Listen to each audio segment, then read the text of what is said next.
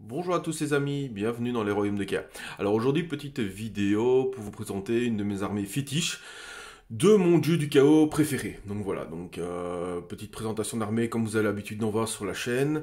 Je vais vous montrer ça, vous êtes prêts? Bienvenue dans le royaume merveilleux des jardins de Nurgle. Et nous y voici. Voici ma petite armée de démons de Nurgle. Alors, de base, elle a été faite pour Warhammer Age of Sigmar, pour jouer avec les Magokin of Nurgle, mais c'est une armée qui est très intéressante, puisque c'est une armée de démons, donc qui peut être jouée totalement dans Warhammer 40 000. Donc ça c'est le grand avantage si vous hésitez entre les deux jeux, que ce soit Warhammer Age of Sigmar ou Warhammer 40 000, eh ben une armée de démons, si ça peut vous plaire, eh ben une armée de démons, ça rentre en ligne de compte pour les deux jeux. Donc voilà. Nous avons donc ici mon armée, je vais vous présenter un peu donc les différentes unités et un peu le mécanisme, comment fonctionne pour Age of Sigmar une armée de démons de Nurgle. Alors déjà, première chose, je vais d'abord faire un immense big up, une immense présentation, car cette armée, c'est pas moi qui l'ai peinte, c'est un ami à moi, c'est Dat, qui a peint cette armée, et il l'a quand même merveilleusement peinte. C'est un peintre de très très très grand talent, que vous pouvez trouver facilement sur Instagram. Je mettrai le lien dans la description. Donc voilà, donc comme vous pouvez voir, hein, avec mon petit papy Nurgle, qui est quand même magnifique. Les socles sont magnifiques. Hop. Ça, c'est du gros pépère. Voilà. Alors, pour ceux qui ne connaissent pas un peu les dieux du chaos, hein, on va faire une petite présentation quand même de Nurgle. Alors Nurgle, c'est le dieu de la maladie, le dieu de la décrépitude, le dieu des cycles de la vie et de la mort. En fait, Nurgle va être en son apogée quand la mort sera présente et va être sur le déclin quand la vie va reprendre son cours du temps. Donc, Nurgle adore créer des nouvelles maladies. Il est là dans son jardin, donc dans les royaumes du chaos. Nurgle, en fait, il a un immense jardin pourri. Hein, je vous présenterai d'ailleurs son jardinier juste après. Et il prépare des décoctions, il prépare des maladies qui versent en fait sur les royaumes mortels pour les tester, pour voilà. Une fois que la maladie prend de l'ampleur, plus la maladie prend de l'ampleur, en fait, plus il y aura des morts, il y aura des malades, mais plus Nurgle va se sentir puissant. Plus il va gagner en puissance. Évidemment, à toute maladie, normalement, on va avoir un remède et on va avoir donc du coup, à chaque remède qui va être trouvé, Nurgle va perdre de sa puissance et ainsi de suite et le cycle continue. Le royaume de Nurgle va être ajusté au labyrinthe de cristal de Tzench et c'est pour ça qu'on va avoir une animosité encore plus forte que d'habitude entre ces deux dieux. Donc quand le Nurgle gagne en puissance, vous avez son jardin qui va commencer à casser le labyrinthe et qui va se propager dans le labyrinthe. Du coup, Tzench va envoyer tous ses flemmeurs, pour aller dératiser, désherber le jardin de Nurgle et ainsi te repousser et ainsi de suite. Le jardin va reculer quand Nurgle va perdre sa puissance. Pour représenter tout ça en termes de jeu, on va avoir en fait dans l'armée de Nurgle cette roue. Alors cette roue, elle était dans une boîte en fait édition spéciale hein, que vous l'avez en fait le tableau dans le bouquin Magokin of Nurgle. Au début de la partie, vous allez lancer un dé et le dé en fait va représenter à quel où on est pour l'instant la roue de Nurgle pour vous donner des bonus. Donc là, je prends par exemple, vous faites un joli 1, ça s'appelle vitalité surnaturelle, ajoutez 2 au mouvement des caractéristiques des unités de Nurgle, ce qui est vraiment pas mal. Au début du deuxième tour, donc avant de tirer l'initiative, hop, on va, avancer encore sur la roue de 1. À chaque tour, on va avancer de 1. Donc, ce qu'il faut savoir, c'est qu'au début du premier tour, en fait, vous lancez un dé pour savoir sur quel numéro vous allez vous retrouver. Mais c'est ça qui est aussi intéressant, c'est qu'on va avoir un trait de commandement qu'on peut mettre sur son grand immonde, moi c'est ou sur un autre perso, hein. C'est le trait de commandement que je mets souvent, c'est une fois par bataille, je peux faire un +1 -1 pour voilà quoi. Si je commence la partie sur le 2, c'est bien, mais je préférais avoir le +2 en mouvement, hop, j'utilise ça. Il y a aussi un sort qui permet que s'il réussit, vous changez la roue en fait et vous appliquez le nouvel effet. Donc ça c'est pas mal du tout. Nurgle est pas un jeu qui aime l'attaque, on va dire. Hein. C'est un jeu très défensif, donc ça va se refléter aussi sur la table de jeu. Donc les unités de Nurgle, que ce soit le simple porte-peste que vous voyez ici, Plague Bearer. Hop, on va essayer de faire. Hop, voilà. Hop. Comme vous pouvez voir, je filme avec mon nouvel appareil photo, ma nouvelle caméra. Donc j'espère que la qualité s'en retrouvera grandement améliorée. Donc n'hésitez pas à me dire dans les commentaires. Hein. Hop, voilà. Hop, on refait une petite mise au point. Ça c'est pratique, hein, les petites mises au point comme ça. Donc voilà. Donc un simple porte-peste n'est pas vraiment très puissant, on va dire, vu qu'il a une attaque 4+4+, pas de reine, un dommage. Donc c'est pas vraiment le gars qui va faire beaucoup de dégâts. Par contre, ce qui est vraiment très intéressant, en fait, c'est qu'ils ont des résistances, c'est très résistant. Donc, de base, ils vont avoir, et ça, toute l'armée va avoir, c'est que sur un 5+, ils vont ignorer les blessures et les blessures mortelles qu'ils vont subir. Alors attention que dans le nouveau manuel du général 2020, il y a le petit encart dans les règles qui fait qu'on ne peut plus cumuler les aptitudes qui annulent les blessures. Donc quand je pense par exemple à la mort, qui avait souvent sur 5+, j'annule une blessure et puis grâce à ma 6+ de la mort, je peux annuler une blessure, ben il n'y a pas. Il y a quelques tricks en Nurgle qui pouvaient le permettre aussi, mais maintenant il n'y a plus non plus. Donc on devra choisir à chaque fois la meilleure.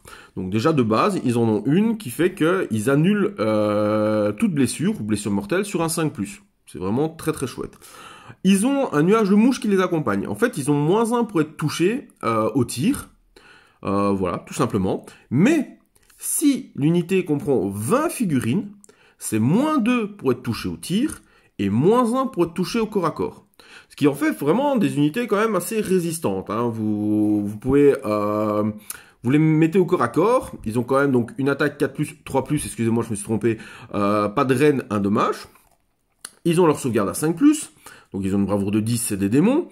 Et sur 5+, ils annulent les blessures, vous avez -1 pour les toucher au tir, s'ils sont 20 ou plus, ce que je conseille, -2 pour toucher au tir, donc ils vont pouvoir résister aux phases de tir, et -1 au corps à corps. C'est très bien.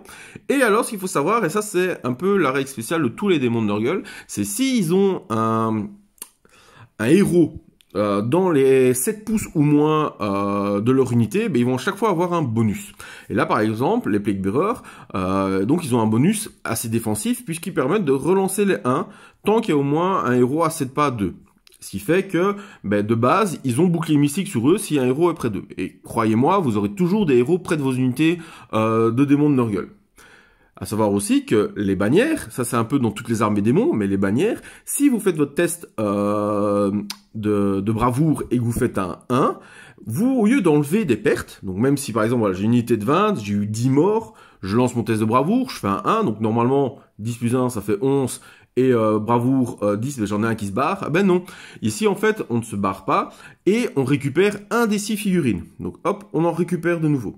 Donc voilà, donc même une unité, je veux dire basique, comme les Plague Bearers, hein, qui est la ligne de base, eh ben elle peut devenir très tanky. Elle est de base, elle est très tanky, elle permet de ressusciter et ainsi de suite. Et donc on va se retrouver vraiment avec quelque chose pour prendre les objectifs de très solide. Ça fait pas de mal au corps à corps. Ça fait une attaque, donc ça fait presque rien, mais ça permet vraiment de bien tanker. C'est pas avec cette unité-là qu'on va faire des dégâts, mais ça permet de prendre les objectifs. Et comme je le rappelle à chaque fois, pour gagner Age of Sigmar, eh ben, il faut prendre les objectifs, plus d'objectifs que votre adversaire. Donc ça c'est pour les Plague Bearers, très intéressant. Là j'en ai 2 unités de 20. Parfois j'en joue une de 30, une de 10. Parfois je joue une de 20, 2 de 10. Ça dépend vraiment de mon envie, mais généralement 2 de 20, voire 2 de 30, ça peut être très intéressant. Parce que le problème de 2 de 20, c'est que si vous avez quand même un mort, ben vous perdez les bonus si vous êtes 20 ou plus. Donc 2 de 30, je pense que ça serait pas mal du tout. On va continuer avec les différentes troupes, on va continuer avec les Nurglings. Alors les Nurglings, c'est ces petites nuées-là, très intéressantes si vous connaissez l'armée à Warhammer 40 000, hein, donc ça c'est très intéressant, mais elles sont aussi très intéressantes pour Warhammer Age of Sigmar. Alors, je vous parlerai après du gros point faible de Nurgle qu'on peut facilement combler. Donc voilà, les Nurglings, ben, c'est 4 points de vie, une sauvegarde à 6+, 5 attaques 5+5+, de nouveau, c'est vraiment pas ce qui fait qu'on va les prendre pour aller tuer l'ennemi. Par contre, à la fin du combat, en fait, Pour jeter un dé pour chaque unité ennemie qui a subi des blessures par des Nurglings.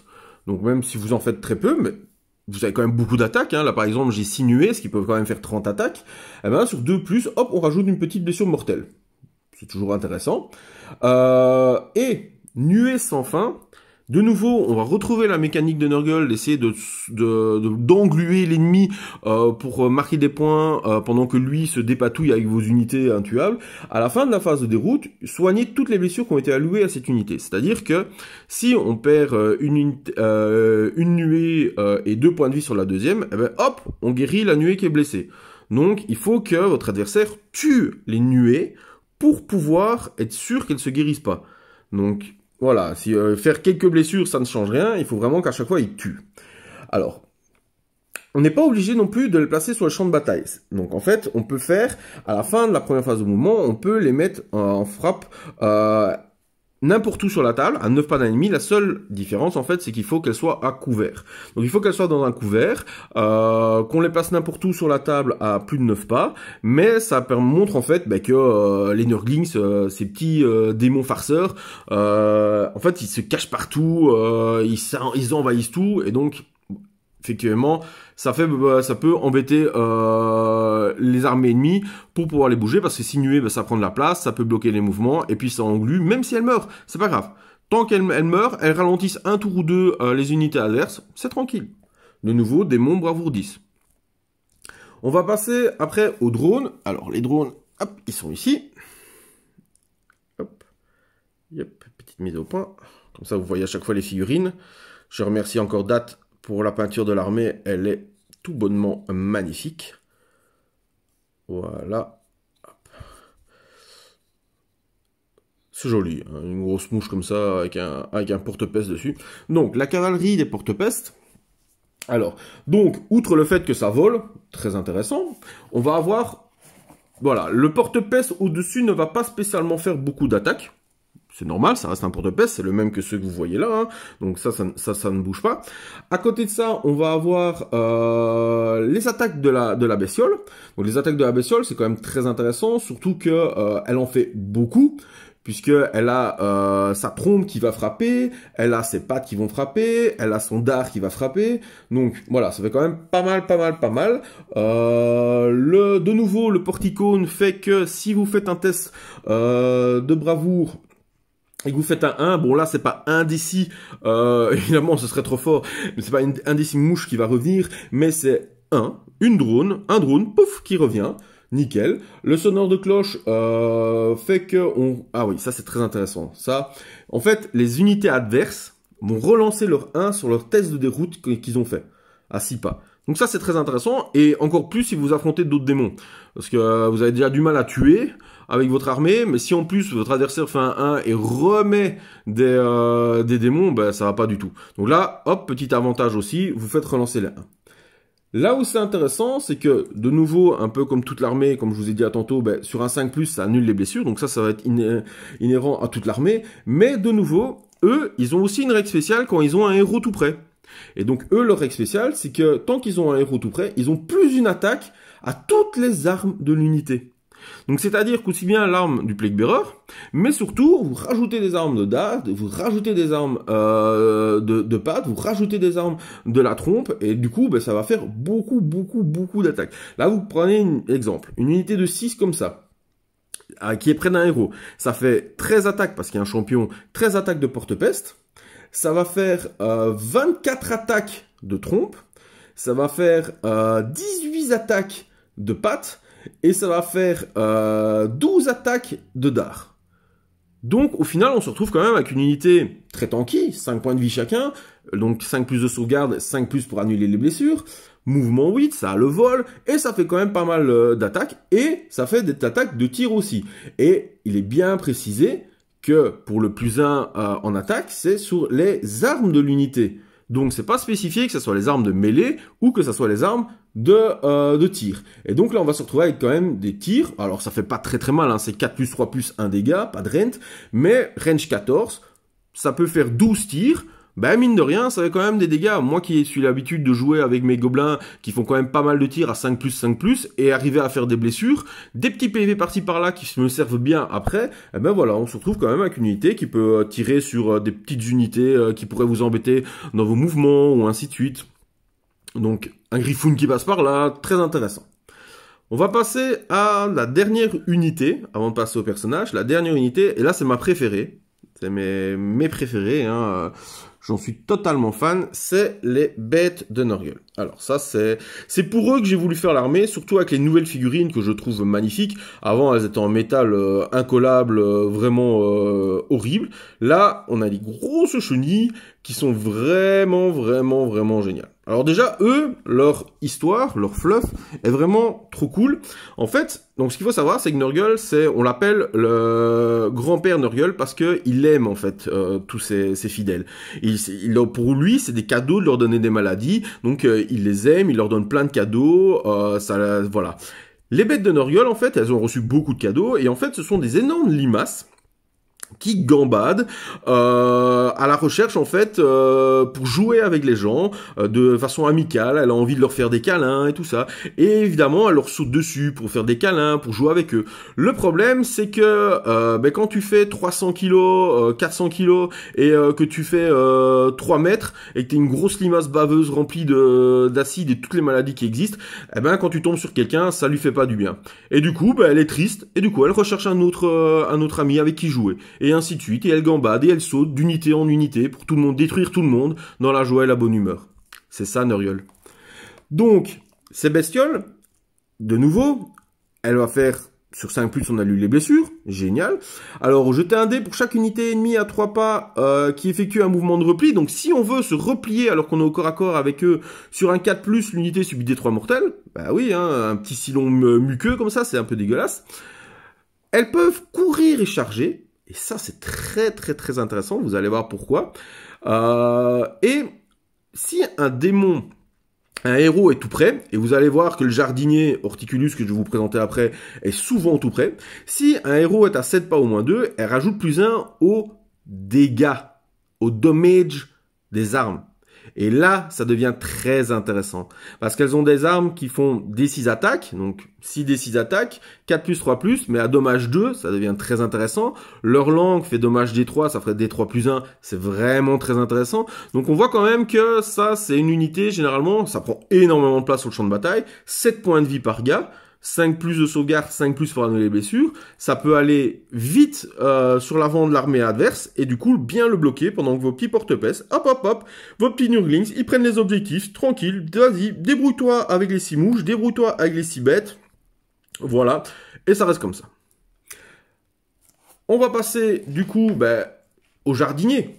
Ah, on est au jardin de Nurgle, on va passer au jardinier. Alors, je ne sais pas si vous avez déjà vu cette figurine, pour ceux qui ne l'ont pas encore vue, elle est vraiment énorme. Donc, en fait, nous avons Horticulus Limux, que voici, qui est monté sur Mulch, son escargot mutant. Alors, vous voyez le petit clin d'œil ici, avec la petite... Hop, je la mets bien ici, voilà. Avec la petite plante carnivore dans son petit pot, qui me fait beaucoup penser à la plante carnivore dans les Mario.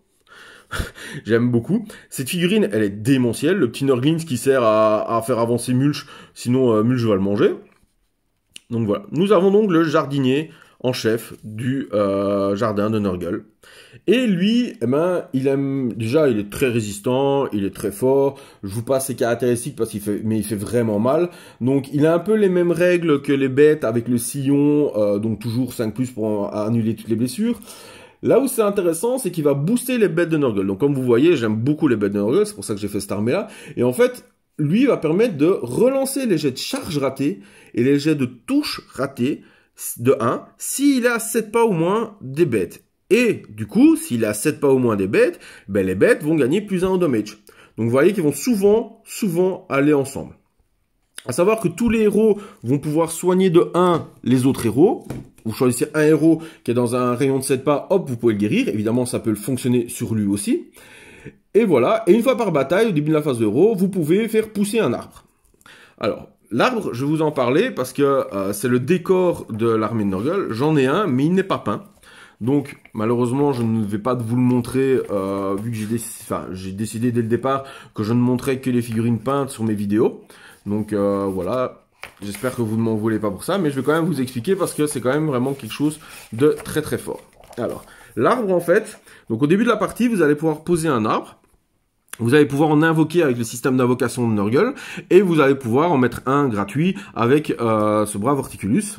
Donc l'arbre de Nurgle en fait, il permet que toutes les à la phase de charge, les unités de Nurgle qui ont couru peuvent charger avec. Donc ça du coup, ben, c'est pratique pour les mouches par exemple, puisque les mouches vont quand même aller à mouvement 8, donc plus un D6. Même si vous payez votre CP pour 6, ça fait 14, et ça peut encore charger. Donc, potentiellement, ça peut faire 26 pas. Au premier tour, potentiellement, vous pouvez charger dans la plupart des scénarios. Ça permet aussi de pouvoir accompagner pour Horticulus, pour qu'il reste toujours dans les 7 pas des bêtes. Parce que si les bêtes avancent, courent, chargent, ben avec Horticulus, il avance, il court pour essayer de les poursuivre, pour essayer dans l'aura de 7 pas, mais on n'est pas toujours dedans. Donc, ça permettrait aussi de pouvoir charger en même temps. Donc ça, c'est vraiment pas mal. Et alors, si des unités ennemies sont tout près de l'arbre, bah, sur un 4+, au début de votre phase de héros, vous pouvez faire une blessure mortelle. Mais c'est vraiment pour cloche de l'entropie, donc le fait de pouvoir charger et courir, que les arbres sont vraiment très intéressants. Ça, et en plus, bah, vu que c'est un décor, bah, ça prend de la place dans le champ de bataille, donc ça peut bloquer des mouvements. Donc, moi, personnellement, je trouve ça très intéressant. C'est une mécanique assez chouette. On ne se retrouve peut-être pas avec des décors aussi balèzes que les tout nouveaux décors qu'on peut voir, mais c'est quand même pas mal. Alors, ici, je vais avoir 2 héros, avant de passer au grand-père lui-même. Le Poxbringer Herald, donc voilà. Donc ça, c'est le héros, je vais dire, classique, hein, vous le retrouvez dans la Star Collecting. Mais il est très bien, hein, c'est un mage. Ça permet d'avoir un héros dans les 7 pas de mes porte-pestes ou de mes autres unités. Donc c'est très intéressant. Voilà, donc lui, qu'est-ce qu'il fait bah, de nouveau, il peut voilà, soigner une blessure à une unité de Nurgle. Et il a la magie. Donc... la magie de Nurgle, bah, comme je vous disais tantôt, un des sorts les plus importants, bah, c'est le sort qui permet de faire la roue. Donc voilà, vous avez d'autres sorts qui font des dommages mortels. Donc c'est pas la magie la plus puissante du jeu, clairement pas, mais ça peut être très intéressant. Ça peut être aussi intéressant d'aller voir dans les nouveaux royaumes, vu que maintenant, quand vous choisissez un royaume, vous devez prendre l'artefact du royaume et le sort du royaume. Bah, ça peut être intéressant d'aller voir dans les royaumes s'il y a un sort qui peut peut-être aider cette armée. Je vous avoue que je l'ai pas encore fait, mais ça peut être intéressant. Et on va avoir le Spoilpox. Voilà. L'homme qui spoil toutes vos séries et tous vos films. Voilà. C'était la mauvaise blague de la vidéo. Mais il est quand même vachement marrant. Avec cette espèce de trompe géante qui hurle des ordres, qui hurle des choses. Hop, désolé. Donc, lui, qu'est-ce qu'il fait? En fait, donc... continuez de compter, je vous ai à l'œil. En fait, il peut faire relancer les jets de charge, excusez-moi, et de touche de 1 pour les unités Plaguebearer tant qu'elles sont à 7 pas au moins de cette figurine. Donc voilà, donc ça, lui, il va avoir le même côté qu'Horticulus. Il va booster en fait les Plaguebearer. Donc lui, ça va être important. En fait, ces deux-là vont souvent rester Plaguebearer pendant que tout le reste fonce vers l'avant pour les fiabiliser. Et pour les faire voilà, bien tenir les objectifs, permettre de charger pour un ennemi avant qu'il vienne choper votre objectif, ça permet de fiabiliser des charges. Tout ça en fait vous fait gagner des points de commandement, c'est super intéressant. Et tout ça aussi, c'est des aptitudes gratuites. Ce qu'il faut savoir, c'est que c'est encore un ancien bouquin, début V2, fin V1, je pense que c'est début V2, mais je ne suis pas sûr, j'ai pas envie de dire de bêtises. Et donc on voit quand même qu'il y a quelque chose... pas qui manque, mais voilà, c'est pas encore totalement les mécanismes avec lesquels on est arrivé maintenant à avoir des super battle tomes, tout ça. Donc voilà, il y aura peut-être une petite refonte, mais déjà là, je le trouve très agréable à jouer. C'est pas énorme, hein, ce sera pas un top tier, même si pour moi toutes les armées peuvent rentrer dans un top tier de tournoi, mais évidemment ce sera peut-être pas un top tier de tournoi, ou alors va falloir très bien jouer, et c'est ça qui est intéressant aussi. Mais de base, si vous le prenez comme ça, tout seul, seul, voilà. Maintenant, avec l'ajout de Slave to Darkness va vraiment vous apporter des choses très intéressantes. Et puisque tout ce que vous mettez en Nurgle peuvent jouer là. Ici, je ne joue aussi que les démons. Vous avez les Putrid Lightnings, qui sont les énormes chevaliers à pied de Nurgle, qui sont vraiment intéressants aussi, qui font beaucoup d'attaques. Donc voilà, donc il y a plusieurs façons de jouer cette armée, c'est très intéressant. Ici, moi j'ai pris le parti de ne jouer une armée que de démons. Mais vous avez tellement de choses à faire dans le chaos que c'est vraiment super intéressant. Et on va passer au papy, le meilleur, hein. La plus belle figurine, peut-être près la Mokrucha, hein. N'oubliez pas que je kiffe la Mokrucha, mais une des plus belles figurines qui existent de la gamme de Warhammer et Warhammer 40 000. Voilà. C'est une figurine que j'ai depuis longtemps. J'ai acheté presque toutes ces versions en métal. La première, elle était pas plus grande que ça. Voilà, elle était vraiment pas plus grande que ça. Elle était plus petite. Elle était plus ou moins la taille d'une bête de Nurgle, vous imaginez. Hein. Ça, c'était l'ancien démon majeur. Hein. Ça, c'était la taille du nouveau. Vous voyez bien là où on est passé. Donc ici, il ressemble vraiment, et je trouve même en plus beau, au démon majeur Nurgle qui était qui est chez Forge World. Donc voilà. Vous pouvez admirer le travail de peinture de Date. Hein. Encore une fois, félicitations Date. T'es un super bon peintre. Je vous le conseille vivement. Voilà. Alors, le seul problème, c'est que je l'ai collé en disant « Wow, il est trop cool avec son épée et ses chaînes », mais c'est pas vraiment comme ça que je le joue. Alors, je demande évidemment à mes adversaires, mais cette armée, je la joue que pour le fun, donc ils sont toujours d'accord. Il faut au moins un démon majeur avec cloche dans votre armée. En fait, la grosse faiblesse, entre guillemets, de l'armée de Nurgle, c'est qu'elle est lente. Une armée de Nurgle, de base, c'est lent. Les porte-épées, c'est mouvement 4, les bêtes, c'est mouvement 6, les héros, c'est mouvement 5, la clé mouche en mouvement 8, le petit pépère ici, c'est mouvement 5. C'est quand même une armée qui va assez lentement. Quand on voit la projection qu'ont certaines armées maintenant, voilà. Mais il y a moyen d'y arriver facilement. Déjà, avec la roue, comme je vous ai montré, hein, si vous avez le 1, et que vous pouvez choisir grâce à un sort aussi, si vous ne l'avez pas au début de partie, ça va rajouter plus de en mouvement. Donc déjà, on va passer à 6 de mouvement, 8 de mouvement et ainsi de suite. Et si ce petit pépère-là, il est équipé de la cloche, lui, le carillon résonnant, va faire que toute une unité qui commence sa phase de mouvement à 7 pas au moins d'une figurine avec une cloche, rajoute plus 3 à la phase de mouvement. N'oubliez pas que c'est commence sa phase de mouvement. Donc, à 7 pas au moins, plus 3 mouvements. Et donc là, je vous présente de nouveau mes bêtes de Nurgle. Voilà. Qui ont un mouvement 6. Plus 2 avec la roue, mouvement 8. Plus 3 avec le pépère, mouvement 11. Que je vais dépenser mon CP pour qu'il court de 6, mouvement 17. Qui charge, maximum 12, 29. Donc j'ai cette unité de 6 bêtes de Nurgle. 6, vous avez vu la taille des socles. Hein, c'est des socles de 50. 6 bêtes de Nurgle qui chargent à maximum 29 pas au premier tour. Et donc bloque dans sa zone de déploiement l'armée adverse. Alors, ils vont mourir, c'est sûr, même si ça fait déjà 42 PV, que j'annule sur 5 plus les PV, mais il y a quand même beaucoup de chances que votre adversaire va passer du temps à les tuer. Et donc, le reste va pouvoir prendre position, mes mouches vont pouvoir arriver tour 2 pour les soutenir, ainsi que mon petit bébé là, qui va arriver pour les soutenir.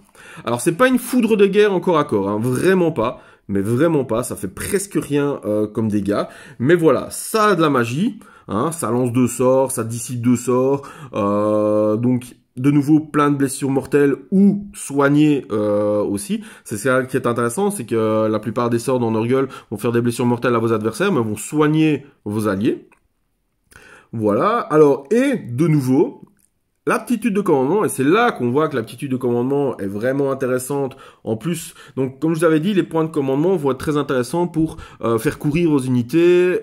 C'est vraiment pas mal, surtout pour une armée de Nurgle. Enfin, en tout cas, la façon dont moi je le joue.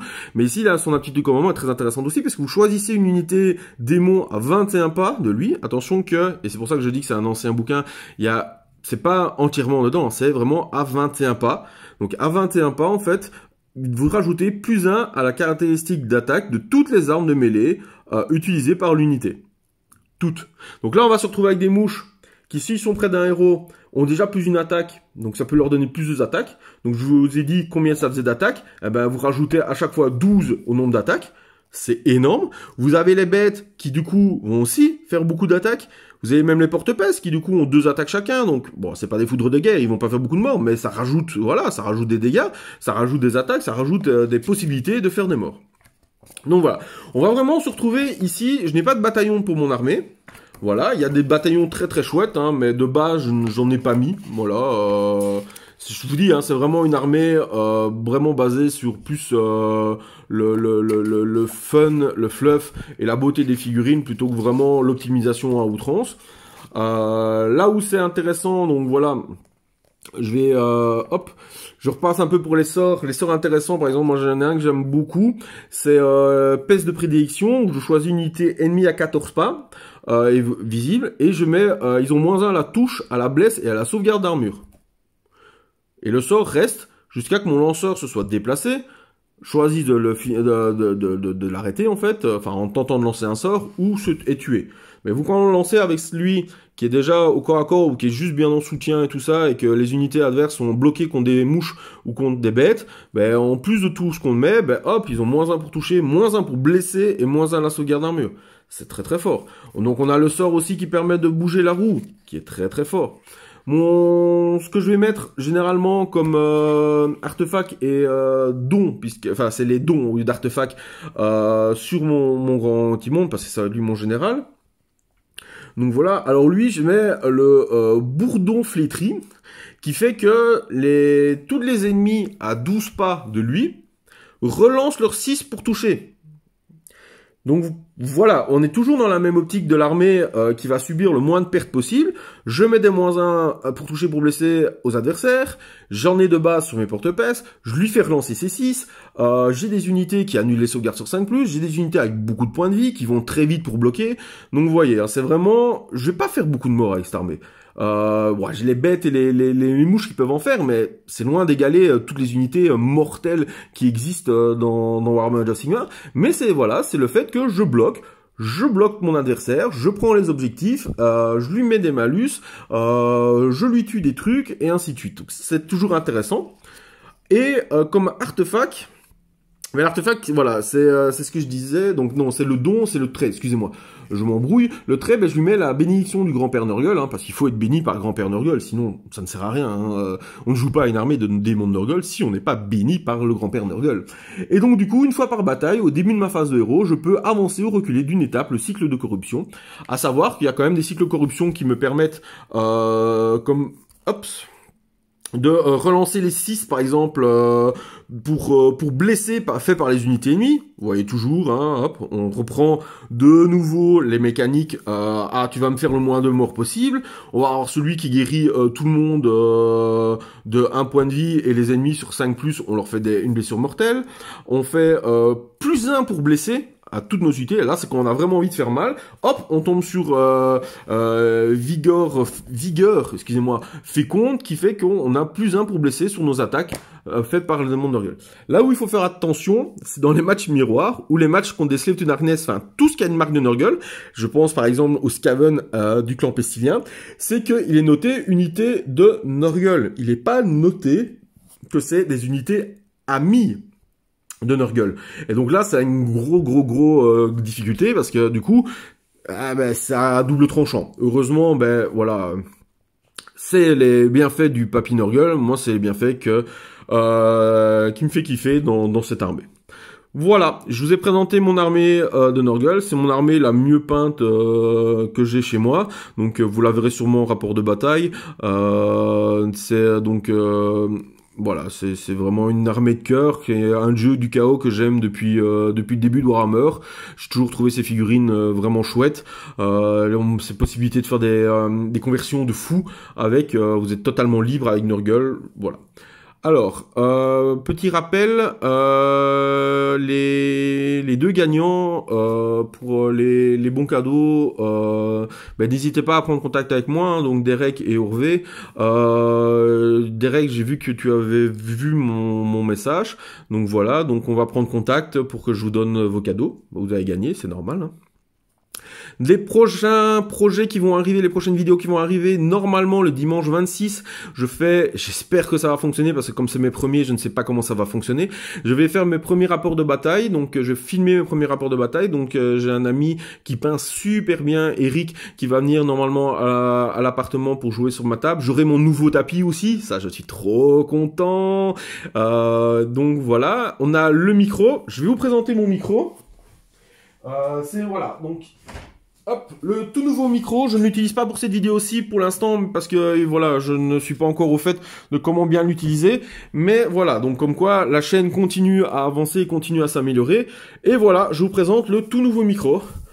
Hop, qui va venir perfectionner le son. Donc là, vous avez normalement une perfection améliorée de l'image avec le nouveau, la nouvelle caméra que j'ai. Et là, vous allez avoir la nouvelle perfection pour le son.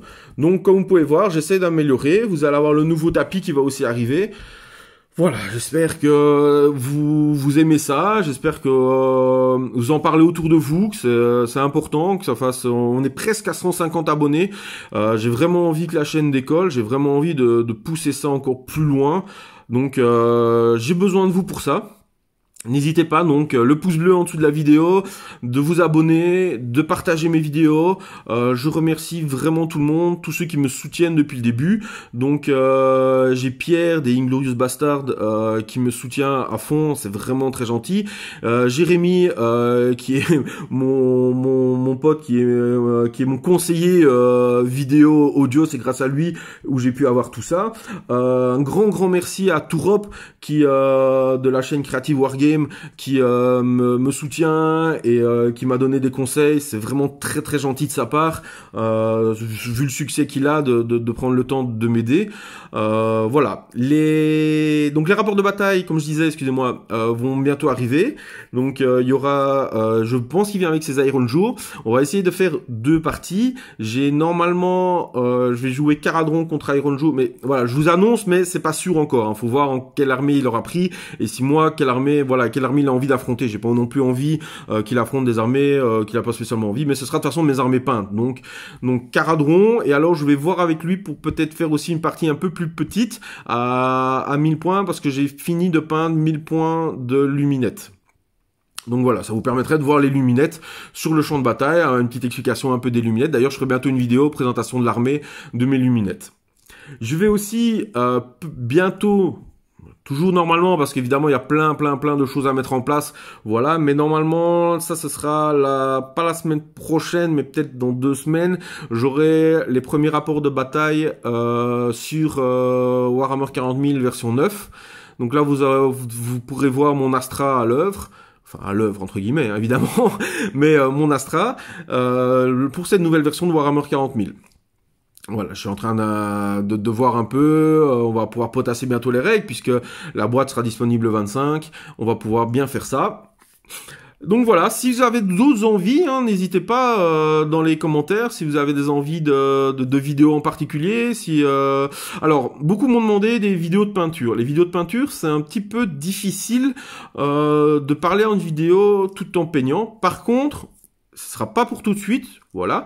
Mais j'ai acheté une webcam, la chaîne Twitch a été créée, et donc voir à la limite pour faire un live Twitch ou un live Facebook, ça c'est comme vous, pas le Facebook, excusez-moi, un live YouTube comme vous préférez, et voir à ce moment-là, si ça vous tenterait que je peigne, et en même temps, je discute, je réponds à vos questions avec le chat et ainsi de suite. Si ça vous tente, ben voilà, n'hésitez pas, dites-le dans les commentaires, sinon, ben voilà. L'Instagram a été créé aussi, donc c'est les.royaume.2.keia. Ouais, c'est difficile, mais bon, Insta veut qu'on mette des points. Donc voilà, donc les royaumes de Keia avec un point à chaque fois. Donc n'hésitez pas à vous abonner. Je poste tous les trucs dessus. Donc le Facebook, malheureusement, je n'arrive pas à changer le nom, donc ça restera l'univers de Keia et non pas les royaumes de Keia, désolé. Mais voilà, vous pouvez me contacter sur Facebook sur l'univers de Keia, vous pouvez me contacter sur Instagram dans les royaumes de Keia, vous pouvez me contacter via les commentaires ici. N'hésitez pas, donc tout sera dans la description, n'hésitez pas à mettre un pouce bleu, à vous abonner et à partager la vidéo s'il vous plaît, ça m'aide beaucoup. Et en tout cas, merci à vous d'être de plus en plus nombreux à me suivre. Et on se retrouve bientôt. Au revoir les amis.